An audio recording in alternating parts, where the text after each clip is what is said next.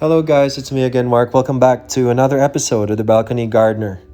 Today, we are going to prune our coconut bonsai. I will show you at least four of my problematic coconut bonsais. Each of them has different cases, they're different from one another, so I treat them differently. And say, for example, the first one right in front of you is one of the easier ones, but it's still problematic. The reason why it is problematic is because it's one of my neglected coconut bonsai, and I haven't pruned it for over a month now. And if you can see, there's a potential growth in the middle, which is a big uh, leaf, and that's what we want to avoid. We want to be able to prune it on a regular basis, probably three times, no, sorry, once every 3 weeks. And when we do that, we can be very sure that the leaves would grow smaller than when you don't do it. And when you have a coconut bonsai, it looks nice when they have small leaves, and it creates that um, look of a smaller coconut tree. And that's really the aim at the end of the day. We wanted to have a cute looking coconut tree. And so this one is, I think, 1 year old, and I have been pruning it for a year now, but I miss sometimes due to busy schedule. But that's okay. There's always a way to correct them, but if you can do it as a habit, do it, because it would make a big difference on how your bonsai look.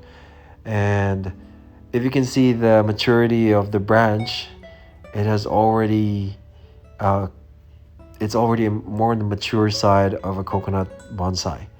This next one is a victim of uh, one of the typhoons that hit my balcony.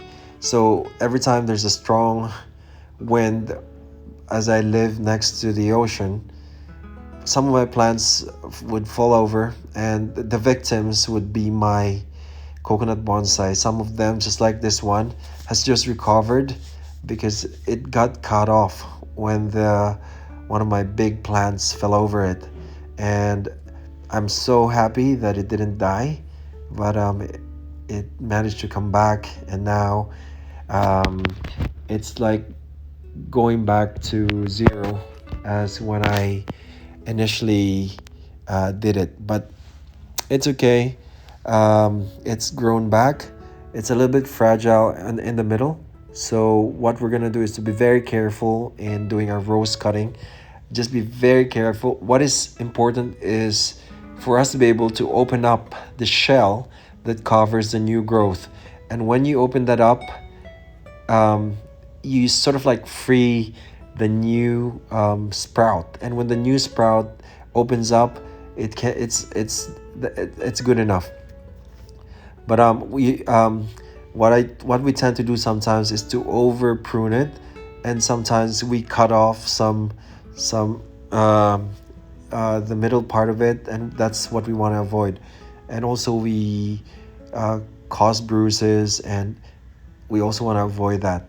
So just be very careful in doing this, and also try to shorten your blade so that it doesn't go deep into the flesh of the trunk. And also try not to put so much pressure into the branch. Just very gently touch it, and that's it. Okay, the next one, this is the third one. As you can see, it's definitely problematic. The middle part has been neglected. It's grown into a big leaf, and definitely one of the things that we want to avoid. Initially, I wanted to cut off the big leaf here, but then there's a growth right in the middle of it of a new sprout, and if I cut it off, it would affect the sprout that is about to come out, and I don't want to damage it, so I decided to just keep it for now. And in that way, the new sprout would be relying onto this long leaf that is to its petiole. So we're gonna tie it up later, but as you can see, if I cut it off, it would be a really nice looking coconut bonsai because it's already established two very nice leaf on the side, but the middle part of it is quite big. um, Also, if you're asking how I fertilize it, what I do to what plant food do I give it? I give my coconut bonsais a combination or mixture of compost.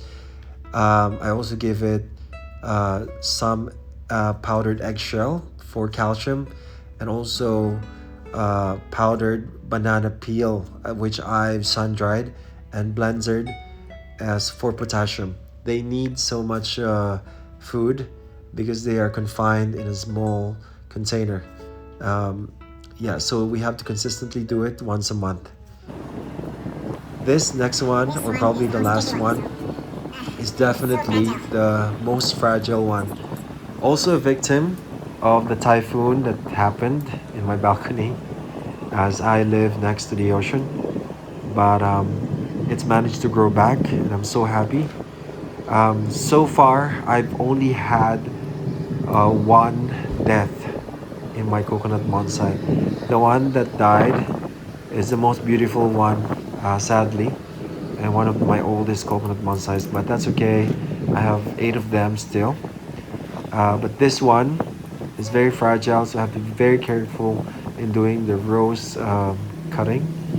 Um, Trying so carefully not to damage the main branch or the trunk. It's so soft and tender, and just a little bit of pressure can actually cut it off completely. So my aim here is to just open up so that the sprout could open up by itself, and in another 5 days it would um, strengthen itself up, and that it can be more stable. But basically, we're just going to open up the shell that's covering the middle trunk. Another thing that you have to remember is that these coconut bonsais do not want to be in a direct sunlight space. They want to be a little bit on the covered side. So it has to be bright, but not direct hit with the sun, because even if they are coconuts, they turn into coconut trees, and even if coconut trees can live in a direct hit, but these are coconut bonsais, and they are much more fragile than the real coconut trees. So just put them somewhere that they get a bit of shade, and it is so important to water them consistently, like twice a day. You have to consistently water them. They love water. Without water, you would definitely see a decline in their health, and I've seen that in so many of my coconut bonsais. I've experimented putting them uh, outside my balcony where there's a direct hit, and sometimes I would forget watering them. You would see immediate reactions. And this is the last one. And obviously, this is one of my neglected ones as well. I have repotted this so many times because of soil problems, but somehow it's managed to make a comeback. This is also one of my coconut bonsai that has problems with aphids and mealybugs. Surprisingly, mealybugs and aphids actually loves thriving into this coconut bonsai. So in order to um, fight that, you need to watch my video, which is on uh, insecticides, which is organic, and it's composed of neem oil and uh, baking powder. So that is it for today, guys. I hope you learned something out of this, especially in the pruning side. Remember, every single one of them needs to be treated differently. They have different needs. Thank you so much for watching, and I'll see you again next time on the Balcony Gardener.